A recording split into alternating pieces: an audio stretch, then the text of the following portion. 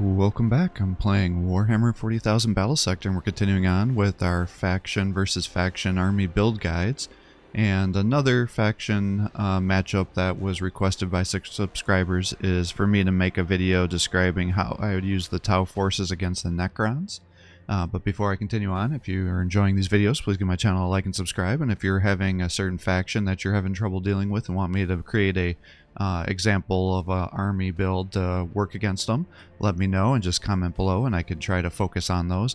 Otherwise, I'll just randomly make some faction versus faction videos to be released until I feel like I got enough experience playing with the Imperial Guard, and once I get that experience, I'll go back to uploading videos about the Imperial Guard units and then come back to the faction versus faction build up. But at this time, I don't feel like I've done enough games and matches online to have a solid play style figured out with them yet. So instead of wasting your time with some poorly thought out ideas, I want to get some more real world experience before I can start giving some recommendations there. So now finally let's get started on the Tau versus Necrons. So I think this is a very hard matchup, so I'm not surprised this is a requested matchup that people are having difficulty with, because I think the Necron counter the Tau very well. And this was even true before the Tau got nerfed real bad, because before it would be, I'd really struggle with any sort of Tau matchup because they were really overpowered. But the one faction that I could reliably still win the matches with, even before they were nerfed, was the Necron forces. So obviously now that the Tau have been nerfed, they're even better against them. So there are a couple of different builds that could work. You really have to take the map into consideration. I think this kind of build here works decently on like a strategic command map, especially if there's lots of obstacles that'll kind of block the Necron shots here. So what you're effectively doing, and why this is a hard matchup, is you're both range shooting armies and you're trying to outshoot each other. And the Necrons have an advantage to that because not only do a lot of their units have a good range like yours do, but they tend to have more shots than you do, and they also have weapons that can cause splash damage, whereas not a lot of yours do. And so they'll effectively be able to take out multiple units in your squad, and your guys will be doing so much damage that you tend to overkill their units, so it doesn't spread out the damage as much to each one of the individual units in the squad. And then after you've maybe killed multiple units, you then have to worry about the resurrection of the Necron units if they get reanimated. And so that's how you can quickly get yourself into a situation where you need to decide and really identify what targets you're going to be killing first, because if you don't do that correctly, then you're going to get yourself into trouble. The other thing is, if you really want to make sure that you can snipe down the enemy leader, otherwise starting like on turn 3 or 4 till the end of the game, they're effectively going to be dropping scarab swarms on you over and over and over again. And so I usually recommend that you have a minimum of 1 to 2 flamer units, because that's the most effective way for you to get rid of all those scarab swarms. And make sure that you always have your back covered, like nothing exposed. Otherwise those scarabs will just move to the flank of your units, do a significant amount of damage to them, and start killing your infantry and your heroes, and then just moving away to then have your guys locked down and combat lowering your accuracy and your effectiveness at range there. So you have to take all those things into consideration, because that's usually what these matches devolve into. And I would also say you have an advantage if you're playing as player 2 when you're doing your matchups, because then you'll get the points allocated on the turn that you capture a point. And that way, if you're player 1, then you capture the point, you have to make sure they don't kill you and take the point back, and then the following turn you'll get the points allocated. But if you are just getting it on your turn, then you can effectively fly somebody out there, capture a point, stealth them, move them away, do things like that to really help yourself stay alive, and while you're slowly picking and whittling down their forces. Because what I find the most effective strategy when you're fighting against the Necrons with the Tau is you need to just make it a war of attrition. So you have, because you'll slightly outrange them for the most part, especially when you're using your marker lights. So you have to sit there, kind of poke your head out from cover, shoot, and destroy the high value targets. So the things I would focus on would be like your annihilation barges, because they have a very powerful regular attack, and then they have the living lightning attack every, I think it's 3 turns it's on cooldown, 2 turns, I can't remember. So you got to be careful with that. So you don't want to be bunching yourselves up. You want to take out those Praetorians, because again, they're going to lock you down into melee, and they can really take several shots and several hits. So you want to be able to drop them down before they can really mess you up and just kind of start picking you apart. And then the Tomb Blades as well. Now the good thing about the Tomb Blades is, yes, they can do some really good damage and they have a lot of maneuverability, but once you destroy those models, they don't resurrect. So once you take them out, that's kind of the end of it.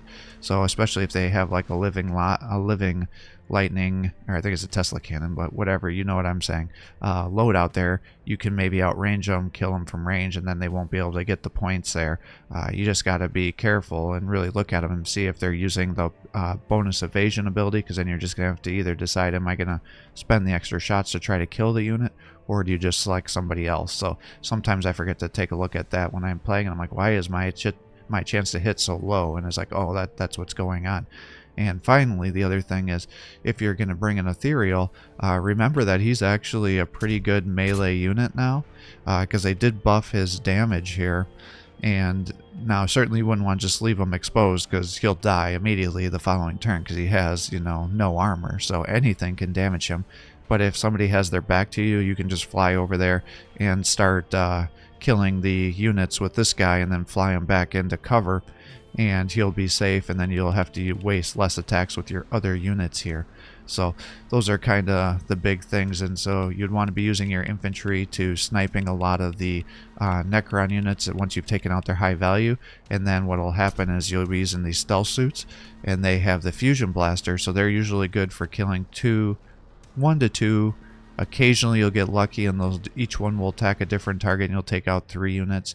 But most models will cap out as a resurrection of 2. Then if you use one of these guys here to attack that unit after they resurrect, then you'll usually do a squad wipe. Or if there's a high value target that you want to take out, then these guys can do that too. So that's kind of how I'd recommend with your force selections here. So kind of taking a step back here and kind of going down for the reasons why I like a build like this. Now that you kind of understand the general strategy that I'd recommend while you're doing that matchup, is I really like to have a commander, a minimum of 1. I usually will bring 2. The reason for that is he's very tanky at an armor of 8. He gives you the Master of War ability, so that'll increase your range accuracy by 10 and your range damage by 15% with everybody that's within 3 tiles of this guy. I keep him in a standard loadout, and then he gets an additional armor, so he comes up to 9 for his armor. And then, like I spoke about before, he has a flamer, so when they're using those scarab swarms, or he's jumping in and trying to lock your guys into melee, I've even seen some players try to use flayed ones, because now that their dimensional gate ability is a free ability use, whereas before it used to take up an action point, you can effectively dimensional gate into the lines, or if there's breachers that the tower using to hold the line and try to create a defensive firing wall, you can just warp right in there and then start slicing them up. So I think if having good flamers is a good way to be that, because even if they do that, then you just sit there, and the following turn you just whip out this flamer here, and you can start flaming them down. You get 10 attacks with 6 to 8 damage per attack with armor piercing at 2, and then if you start buffing him with the cadre, giving him volley fire, this will increase the amount of shots by 20%, and that does affect the flamer as well. So I think sometimes people forget to do that, because that will increase the damage more than you would think. So sometimes if you get a bad roll, he may not be able to reliably wipe out an immortal squad or some other squads, but if you give him that buff from the cadre, he will be able to. So definitely keep that into consideration. And then if there's somebody that's at a little bit of range that you need to try to shoot at, you do have your burst cannon here, which will allow you to shoot up to a range of 4 too, with okay accuracy. So keep that into consideration too if you just can't quite get him into location. The big things, you just don't want to leave him out in the open, because a lot of the Tau weapons are going to have good armor piercing, and so they can shoot this guy down. But thankfully he can still tank for you because he does have access to the shield drone, which gives him a 15% damage reduction. So those are how I really like to use these guys. I'll keep them around my battle forces. They'll be buffing all my ranged units, getting the increased damage, increased accuracy. If anybody counter jumps or tries to close the distance, I can use him then to flame down the infantry, keeping my high value damage dealing targets alive better. And then if there's an area that's poorly protected, you can even just have him use his jet boost to just fly, drop down on a strategic command point, and then just start holding it and tanking attacks, as long as you're sure that there's not a lot of other good forces there with armor piercing that are just going to shoot them down. So for all those reasons, I think the commander is an excellent choice when you're playing against the Necrons. Likewise, as I was alluding to, I think bringing at least one cadre makes a lot of sense.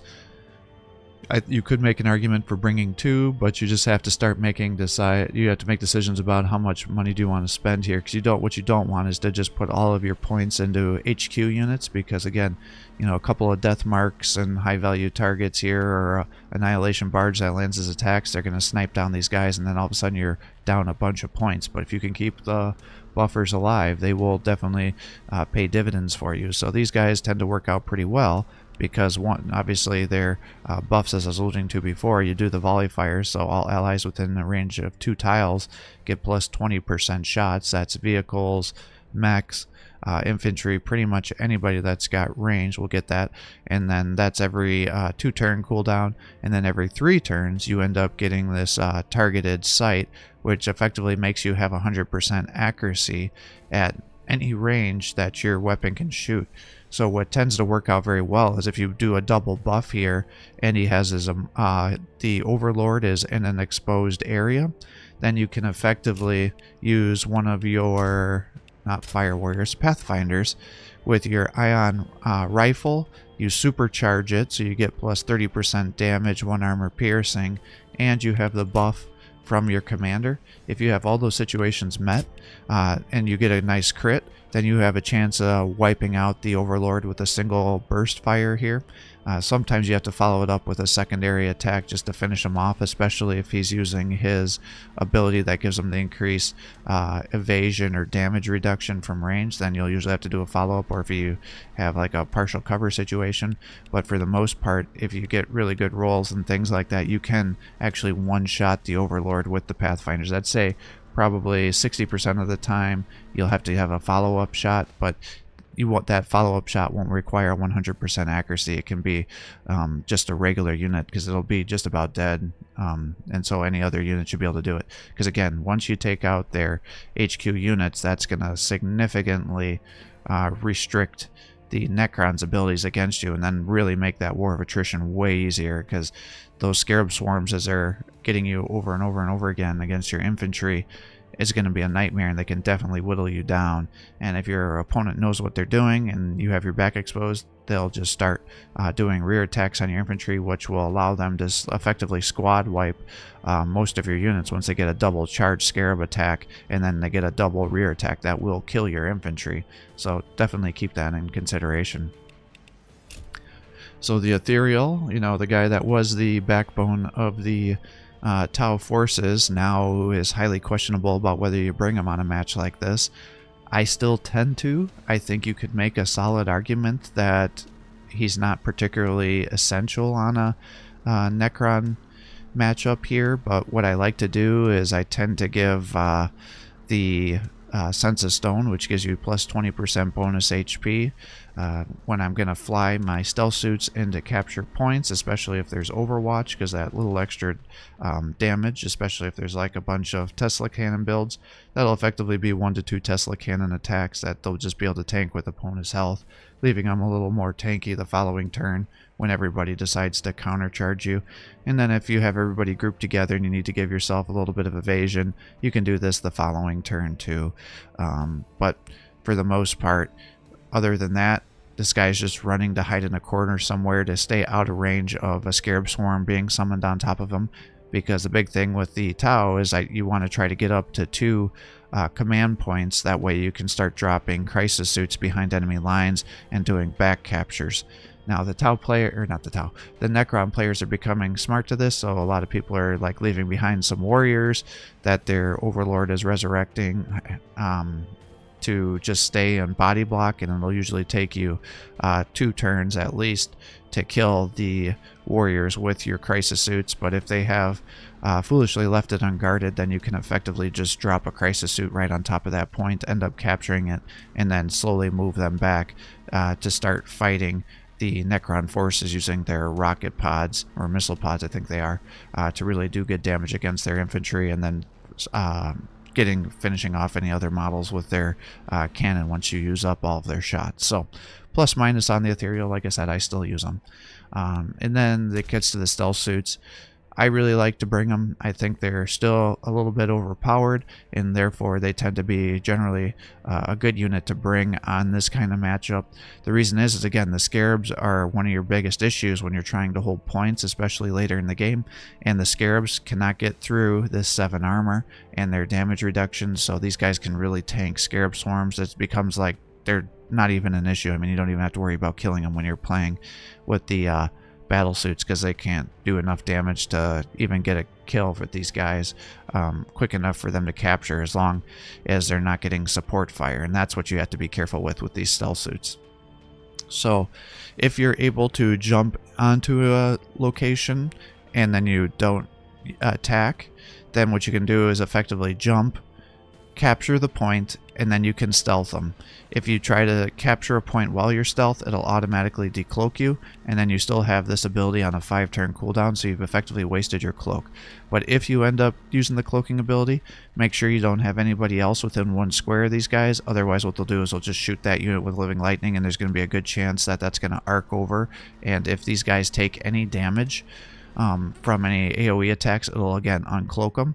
So you just need to make sure that if you're going to do the cloak to hold the point, you need to make sure nobody's around there so they can't AoE you, because if you don't have that, then they effectively have to send some sort of unit to try to capture the point and literally walk into these units, and that will uncloak them.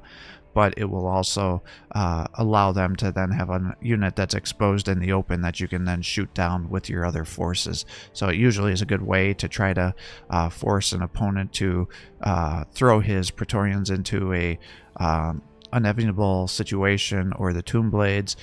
If they have Scarab Swarms that they've just like started the match for, sometimes they'll move those over there because they'll be sacrificial units anyways, but just keep that into consideration as well. And then again, as we spoke about, I think using the Fusion Blaster works really well because it allows you to take out high value targets that are very armored, and they can take out 2 to 3 infantry units on any other squad because they'll tend to overkill them. So it makes them pretty decent at killing units that have already resurrected and reanimated, or if you need to just start killing high value targets, allowing your other units to start firing into them. So let's say there's a bunch of Lich Guards or Praetorians. Sometimes what I'll do is I'll just attack with these guys. They'll usually take out 2 models. They may get back up and then try to finish. If it is 2, then I'll finish them off with the Pathfinders. If not, I'll attack with another unit, trying to increase the chances of them being able to use that reanimation protocol to make sure I can get rid of that, so then I can actually squad wipe them. So that's kind of the most important thing there. With these guys, you just, again, need to make sure they're in a situation where they're protected. So if you're seeing Immortals that have the Gauss Blaster, those are the ones you want to focus on because they're going to have enough armor piercing that they're going to hurt this guy. Likewise, if you're seeing Annihilation Barges with their standard cannon loadout, you need to kill them because they will be able to kill these guys. Wardens actually do surprisingly good damage against these guys because they hit pretty well, and he has a decent rifle. But the lowest targets, again, would be your Scarab Swarms, your Warriors, and even Praetorians can have trouble getting through these guys as long as they're not getting rear attacks. Lich Guards can do okay damage, but again, these guys should be able to tank it for a couple of turns. It's just the units that have really good armor piercing, those are the ones you need to make sure you're taking out, so these guys can keep body blocking and taking those points for you.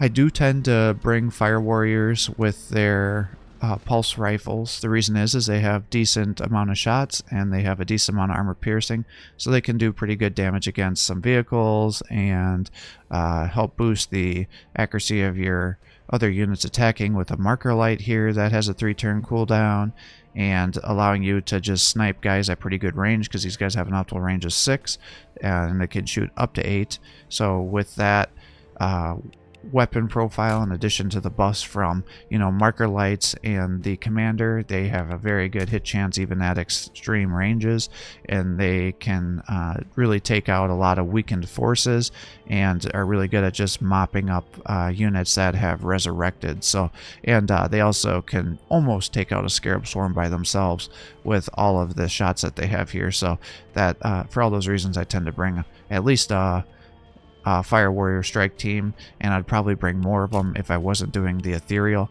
So again, you just got to decide what kind of loadout you want to have here. And then the backbone I always think is smart to bring are the Pathfinders, and then I obviously give them the Ion Rifle, because I think you guys know how much I love this weapon.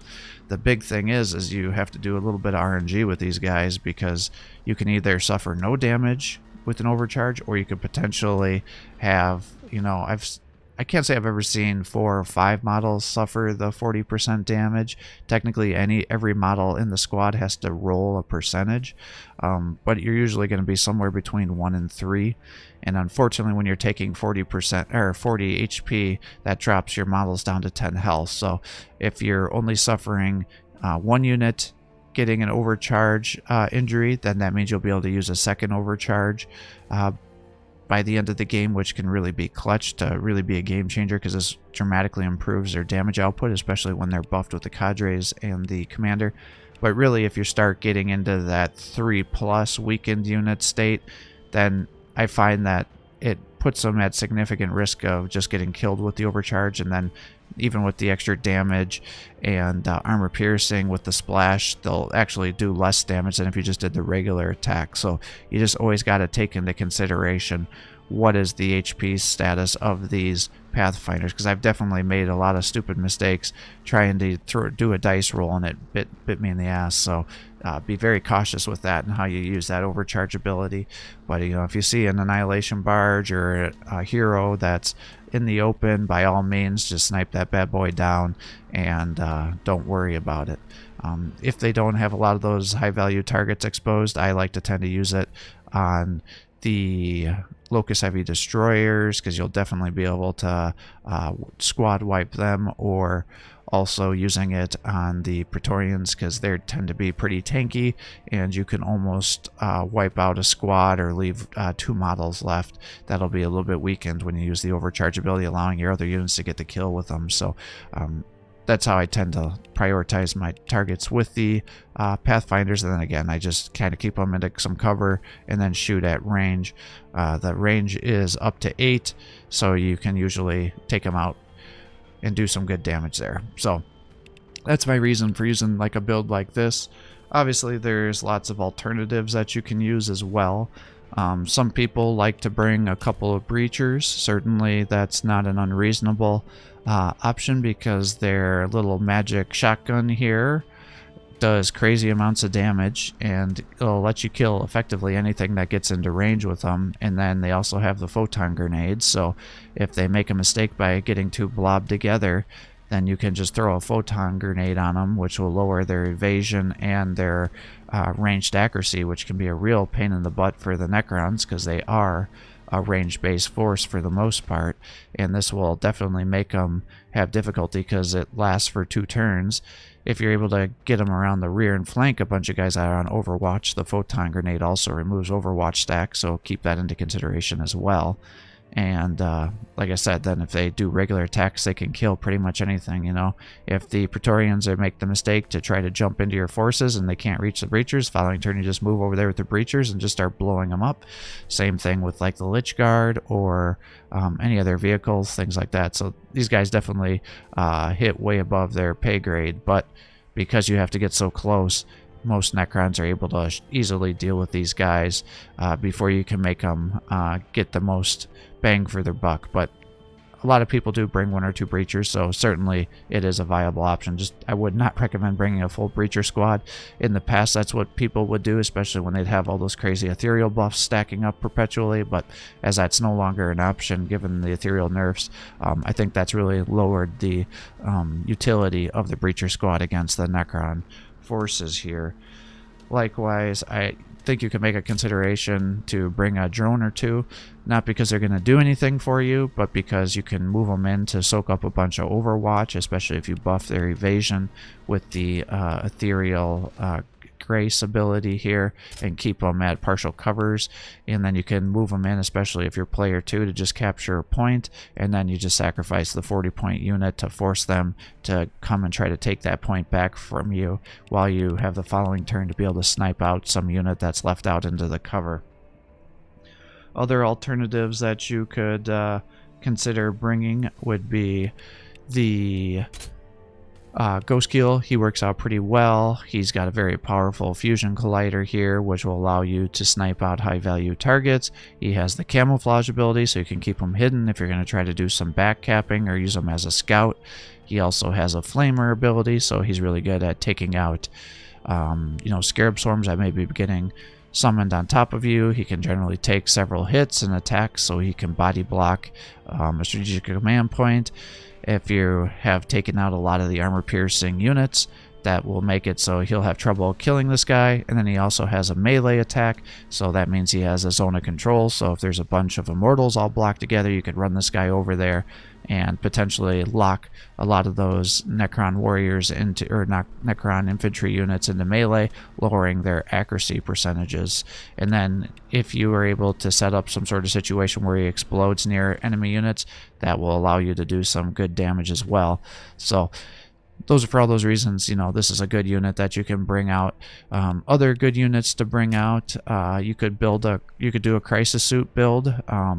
The big thing is these are really map dependent, because for the most part, most Necrons are going to be able to easily focus fire down your crisis suits, and you're going to struggle getting enough damage and kills to justify the expense for these guys. But if you can keep them in cover or a map where they're going to have trouble getting shots on you, bring in some of these guys, especially if they're buffed up with the commander. You can shoot their missile pods at extreme range, and usually 2 missile attacks will squad wipe somebody, 2 to 3 if they're heavy armored units, but generally it's an excellent way for you to almost take out immortal squads. So you could do a missile pod and then follow it up with an infantry shot, and that should be able to wipe the whole squad.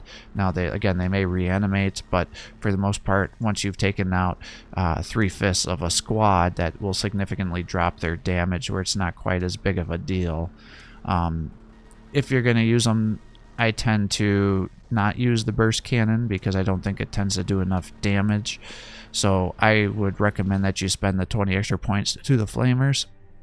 That way you can use 3 rounds of your missile pods, because that's how much ammo they have. After 3 turns, you're going to be out of ammo with these, and then you can just mop up any units that are almost dead with the flamer. You can buff their shots with the cadre here. You can jump in, capture a point, then flame any units down that might be in your range.